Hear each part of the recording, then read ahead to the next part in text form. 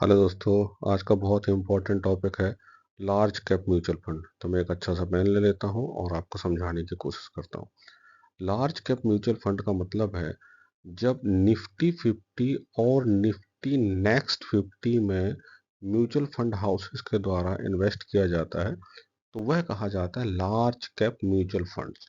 मतलब पैसा कहाँ लगाया जाता है? बड़ी भारत की बड़ी कंपनियों में जब पैसा लगाया जाता है तो that is called large cap mutual fund. आगे बढ़ते हैं। लार्ज कैप म्यूचुअल फंड का मतलब क्या है? जैसे मैंने अब पहले समझाया कि निफ्टी 50 नेक्स्ट 50 में लगाया जाता है। लार्ज कैप म्यूचुअल फंड वो म्यूचुअल फंड होते हैं जो मुख्य रूप से बड़ी बाजार मतलब जिनका मार्केट कैप जिन कंपनीज का बहुत ज़्यादा है उन कंपनियों में जब इन्वेस्टमेंट किया जाता है म्यूचुअल फंड हाउसेस के द्वारा तो उसको कहा जाता है लार्ज कैप म्यूचुअल फंड। आगे चलते हैं। अब प्रश्न ये उठता है कि लार्ज कैप म्यूचुअल फंड में इन्वेस्ट क्यों करें? किसी भी सामान्य इन्वेस्टर का यह प्रश्न जायज है कि सर इन्हीं में इन्वेस्ट क्यों करना चाहिए। एक्चुअली क्या होता है, ये फंड मतलब ये कंपनीज स्थिर होती हैं और अच्छा रिटर्न देती हैं और फाइनेंशियली बहुत स्ट्रांग होती हैं।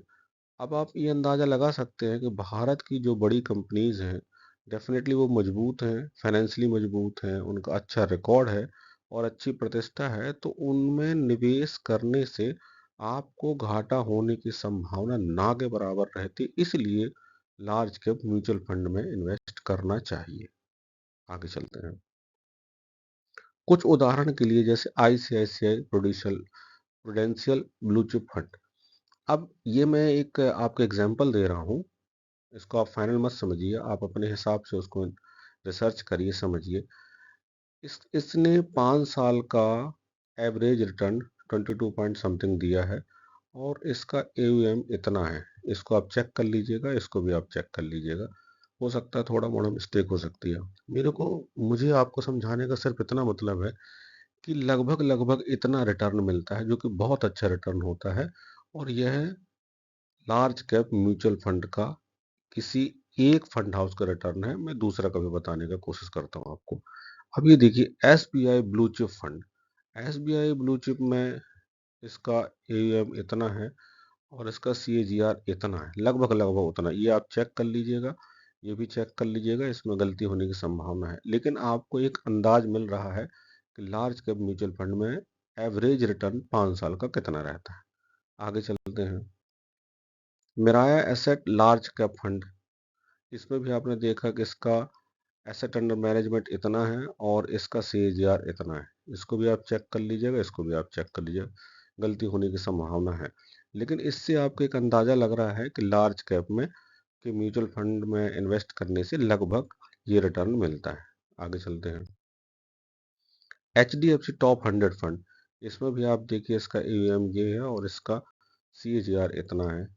इसको भी आप चेक कर लीजिएगा, इसको भी चेक कर लीजिएगा, गलती होने की संभावना हो सकती है। तो आप देखिए कि इसमें भी रिटर्न 5 साल का एवरेज सीएजीआर इतना है।